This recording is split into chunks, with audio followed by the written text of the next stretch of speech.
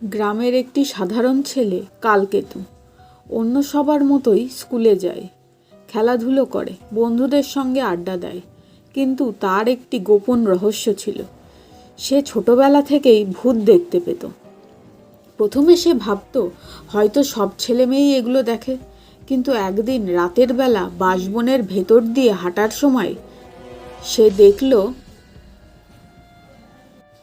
সাদা ধবধবে পোশাক পরা এক বৃদ্ধ ভেসে যাচ্ছে মাটির ওপরে। সঙ্গে সঙ্গে সে দৌড়ে বাড়ি চলে এলো। পরে বুঝতে পারল ভূত দেখা তার একান্তই নিজস্ব ক্ষমতা। কিছুদিন পর কালকেতু আর ভয় পেল না, বরং ভূতেদের সঙ্গে কথাবার্তা শুরু হয়ে করল। বিশেষ করে একজন ভূত ছিল, তার নাম হরিপদ। জীবিত অবস্থায় হরিপদ ছিলেন গ্রামেরই এক বৃদ্ধ শিক্ষক। তিনি কালকেতুকে পড়াশোনার টিপস দিতেন, গ্রামের পুরনো ইতিহাস শোনাতেন।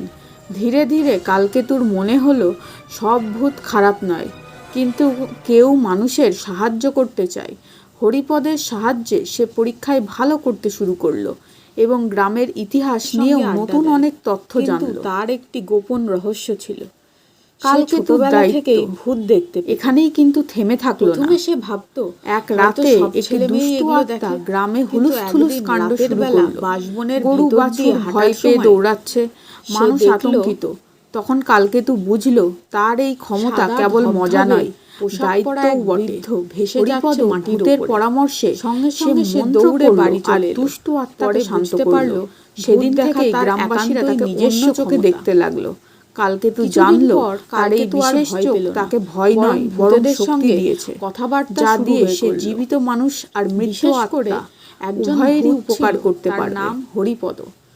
জীবিত অবস্থায় হরিপদ ছিলেন আমাদের কালকেতু সমগ্রের প্রথম গল্প। তিনি কালকেতুকে পড়াশোনার টিপস যদি গ্রামের আমার গল্প ইতিহাস শোনাতেন। ধীরে ধীরে কালকেতুর মনে হলো সব ভূত খারাপ নয়, কিন্তু কেউ মানুষের সাহায্য করতে চায়। হরিপদের সাহায্যে সে পরীক্ষায় ভালো করতে শুরু করলো এবং গ্রামের ইতিহাস নিয়েও নতুন অনেক তথ্য জানল।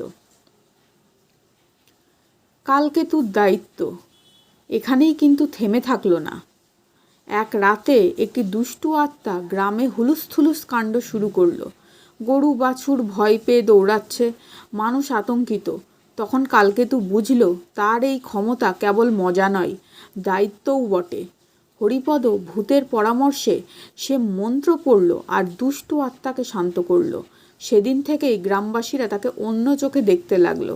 কালকেতু জানল তার এই বিশেষ চোখ তাকে ভয় নয় বরং শক্তি দিয়েছে, যা দিয়ে সে জীবিত মানুষ আর মৃত আত্মা উভয়েরই উপকার করতে পারবে।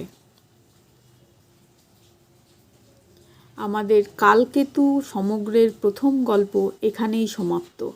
যদি আপনার আমার গল্প ভালো লাগে তবে চ্যানেলটিকে সাবস্ক্রাইব করতে ভুলবেন না।